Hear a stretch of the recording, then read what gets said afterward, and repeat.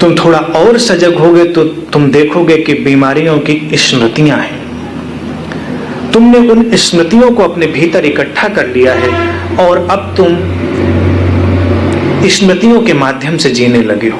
वो स्मृतियां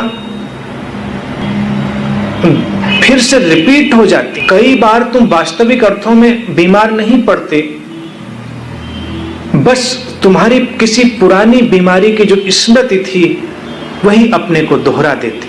अपने भीतर इकट्ठी हो गई सारी नकारात्मक स्मृतियों पर एक जागरूक दृष्टि। विचार का स्वास्थ्य में जो महत्वपूर्ण काम है वो यही है कि तुम अपने विचारों को अपने भीतर की दिव्यता से जोड़ो। अरे भीतर जो भगवत्ता है उससे जोड़ो, और दिव्यता और भगवत्ता तुम्हारे चेतना के गुण हैं जिनमें परम स्वास्थ्य छुपा है। अपनी बातचीत को देखो, तुम्हारी बातचीत से तुम्हारी स्मृति छन कर बाहर आती है। तुम मिलते हो थोड़ी देर के लिए भी तो अपनी बीमारियों की बात, अपनी समस्याओं की बात, अपनी उलझनों की बात तुम यही बात करते हो। तुम्हारे पास बात करने के और विषय भी हो सकते हैं, लेकिन जब भी तुम किसी की रुग्णता की बात को सुनते हो, तुम उसे पोषण देते हो, उसे और मजबूत करते हो, या तुम किसी से अपनी रुग्णता की चर्चा करते हो, तब भी तुम उसे और सशक्त करते हो, उसे और गहरा कर देते हो।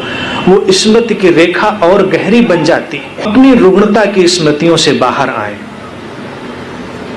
अपने जीवन से सुंदर सुखद क्षणों को छांट कर अलग करें और उन स्मृतियों में जीना प्रारंभ करें। अभी मनोवैज्ञानिक शोध करते हैं और देखते हैं कि तुम्हारी वृद्धावस्था में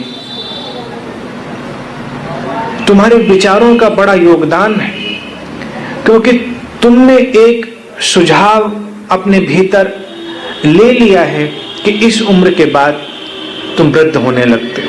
कई बार तो तुम देखो हैरानी होती है, रिटायरमेंट के बाद व्यक्ति इतनी जल्दी बूढ़ा हो जाता है, साल 2 साल बाद उससे मिलो वो बड़ा वृद्ध नजर आता है। उसके पहले वो बिल्कुल ठीक था, क्योंकि तुमने अपने भीतर एक विचार निर्मित किया है, उम्र की और कार्य की एक सीमा रेखा तय की है। उसके बाद तुम्हें लगता है वृद्धावस्था आ रही है, शरीर अब कमजोर पड़ने लगा है। तुम्हारे शरीर के कमजोर पड़ने में तुम्हारे विचारों का बहुत बड़ा योगदान है। वर्तमान में जीने का जो रहस्य है वो यही है कि तुम अतीत की स्मृतियों को अब अपने भीतर नहीं रखते, तो तुम्हारे भीतर गहरे से गहरा स्वास्थ्य होता है। प्रति क्षण तुम्हारे भीतर अनेकों कोशिकाएं निर्मित हो रही हैं और अनेकों कोशिकाएं नष्ट हो रही हैं।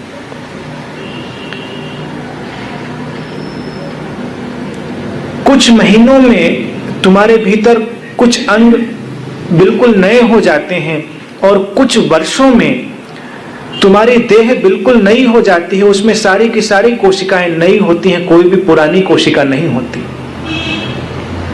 तुम फिर से लौट लौट कर अपनी उन्हीं बीमारियों में गिरते हो, या किसी बीमारी को तुम लंबे समय तक अपने भीतर लिए जीते चले जाते हो। जब तुम्हारा शरीर पूरी तरह से नया निर्मित हो गया है तो बीमारी क्यों नहीं समाप्त हो गई? क्योंकि वो तुम्हारे विचार के तल पर थी। शरीर की कोशिकाएं तो नई आ गईं, लेकिन तुम्हारे विचार ने फिर उन नई कोशिकाओं को उन स्मृतियों से भर दिया और वो कोशिकाएं फिर से रुग्ण हो गईं। बीमारियों के प्रति बहुत अधिक ध्यान देना और उनके प्रति बहुत अधिक चिंतन करना तुम्हारे विचारों की धारा को विकृत कर देता है।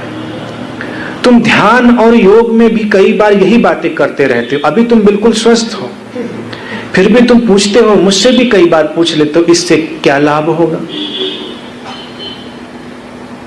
फेफड़े स्वस्थ हो जाएंगे, मस्तिष्क की शक्ति बढ़ जाएगी क्या, शरीर का रक्त संचार बढ़ जाएगा क्या? ये सब होता है ध्यान में, लेकिन तुम इनकी फिक्र क्यों करते हो?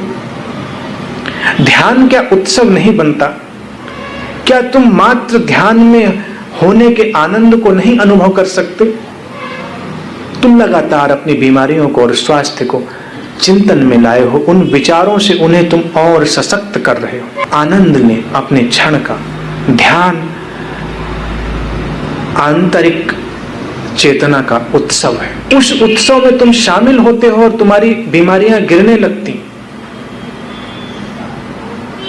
उनकी फिक्र मत करो। जैसे तुम भोजन करते हो, भोजन का आनंद लेते हो, उसके बाद क्या तुम इस बात की चिंता करते हो कि कैसे खून बनता है, कैसे ये सारे विटामिन्स और कैसे ये सारे रसायन मिनरल सब तुम्हारे शरीर में अब्जॉर्ब होते हैं?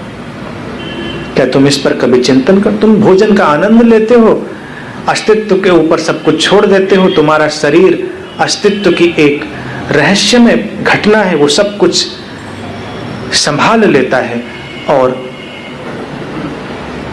तुम्हारे भीतर प्राणों का नया संचार प्रारंभ कर देता है।